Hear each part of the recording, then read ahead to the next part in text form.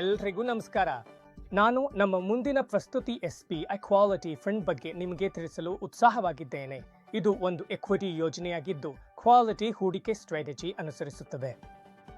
ಕ್ರಿಕೆಟ್ನಲ್ಲಿ ಉತ್ತಮ ಗುಣಮಟ್ಟದ ಬ್ಯಾಟ್ಸ್ಮನ್ಗಳಿರುವ ತಂಡವನ್ನು ನೀವು ಹೇಗೆ ನೋಡುತ್ತೀರೋ ಅದೇ ರೀತಿ ಕ್ವಾಲಿಟಿ ಹೂಡಿಕೆಯನ್ನು ಕಲ್ಪಿಸಿಕೊಳ್ಳಿ.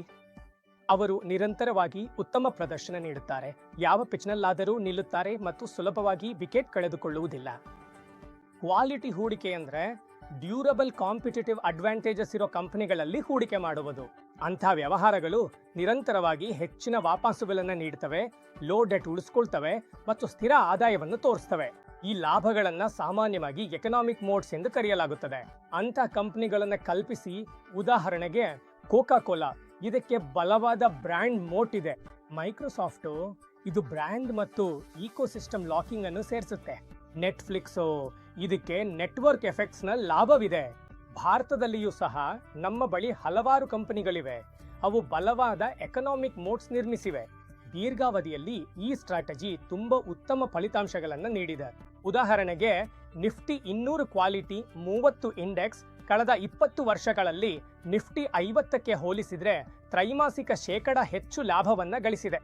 ಅದೇ ಸಮಯದಲ್ಲಿ ಗ್ಲೋಬಲ್ ಫೈನಾನ್ಷಿಯಲ್ ಕ್ರೈಸಿಸ್, ಟೇಪರ್ ಟ್ಯಾಂಟ್ರಮ್ ಮತ್ತು ಕೋವಿಡ್ನಂತಹ ಘಟನೆಗಳ ಸಮಯದಲ್ಲಿ ಕಡಿಮೆ ವಾಲಟಿಲಿಟಿ ಮತ್ತು ಚಿಕ್ಕ ಡ್ರಾಡೌನ್ಸ್ ಅನ್ನು ಅನುಭವಿಸಿದೆ. ಸರಳವಾಗಿ ಹೇಳೋದಾದರೆ ಹೋಲಿಕೆಗೆ ಉತ್ತಮ ಮಾನಸಿಕ ಶಾಂತಿಯೊಂದಿಗೆ ಬಲವಾದ ಪ್ರತಿಫಲ. ಆಸಕ್ತಿದಾಯಕ ವಿಷಯವೆಂದರೆ ಪ್ರಸ್ತುತ ಪರಿಸ್ಥಿತಿ ಕ್ವಾಲಿಟಿ ಒಂದು ಇನ್ಫ್ಲೆಕ್ಷನ್ ಪಾಯಿಂಟ್ ಅಲ್ಲಿರಬಹುದು ಎಂಬುದನ್ನು ಸೂಚಿಸುತ್ತದೆ. ಇತಿಹಾಸದಲ್ಲಿ ಕ್ವಾಲಿಟಿ ದೀರ್ಘಕಾಲ ಅಂಡರ್ ಪರ್ಫಾರ್ಮೆನ್ಸ್ ನೀಡಿದಾಗ ಆನಂತರ ಸಾಮಾನ್ಯವಾಗಿ ಬಲವಾದ ರಿಬೌಂಡ್ಸ್ ಕಾಣಬಹುದು.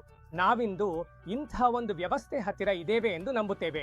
SBI ಕ್ವಾಲಿಟಿ ಫಂಡ್ನಲ್ಲಿ ನಮ್ಮ ಪ್ರಕ್ರಿಯೆ ಸುಮಾರು 450 ಷೇರುಗಳ ಯೂನಿವರ್ಸ್ನಿಂದ ಪ್ರಾರಂಭವಾಗ್ತದೆ.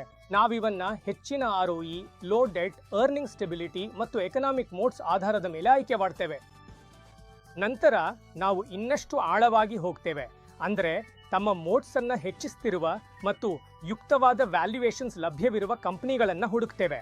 ಎದ್ದು ಕಾಣ್ತಿರುವ ಕ್ಯಾಟರ್ಪಿಲ್ಲರ್ಸು ಭವಿಷ್ಯದಲ್ಲಿ ಉತ್ತಮ ಕ್ವಾಲಿಟಿ ಫ್ರಾಂಚೈಸೀಸ್ ಆಗಬಹುದು ಮತ್ತು ಮೀನ್ ರಿವರ್ಷನ್ ಅವಕಾಶಗಳು.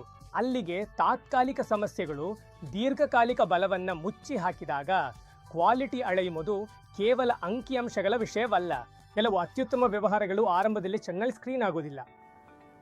ಉದಾಹರಣೆಗೆ ಏರ್ಟೆಲ್ 2017ರಲ್ಲಿ ಹಣಕಾಸು ಮಾನದಂಡಗಳ ಆಧಾರದ ಮೇಲೆ ದುರ್ಬಲವಾಗಿ ಕಾಣುತ್ತಿತ್ತು, ಆದರೆ ಅದು ಒಂದು ಆಳವಾದ ಮೋಟ್ ನಿರ್ಮಿಸಿತ್ತು. ಅತಿದೊಡ್ಡ ಟೆಲಿಕಾಂ ನೆಟ್ವರ್ಕ್, ಬಲವಾದ ಗ್ರಾಹಕ ಫ್ರಾಂಚೈಸ್ ಮತ್ತು ಮಾಪದಂಡದ ಲಾಭ ಇತ್ತು.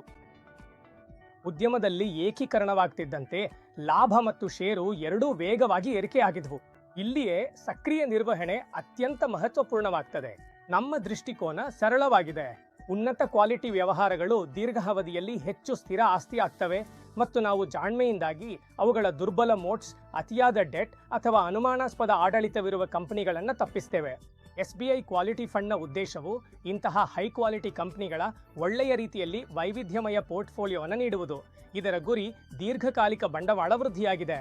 ನ್ಯೂ ಫಂಡ್ ಆಫರ್ ಜನವರಿ 28ರಂದು ಆರಂಭವಾಗುತ್ತದೆ ಮತ್ತು ಫೆಬ್ರವರಿ 11ರಂದು ಮುಕ್ತಾಯವಾಗುತ್ತದೆ. ಧನ್ಯವಾದಗಳು. ಮ್ಯೂಚುವಲ್ ಫಂಡ್ ಹೂಡಿಕೆಗಳು ಮಾರುಕಟ್ಟೆ ಅಪಾಯಗಳಿಗೆ ಒಳಪಟ್ಟಿವೆ. ಯೋಜನೆಗೆ ಸಂಬಂಧಿಸಿದ ಎಲ್ಲಾ ದಾಖಲೆಗಳನ್ನ ಜಾಗೃತಿಯಿಂದ ಓದಿ.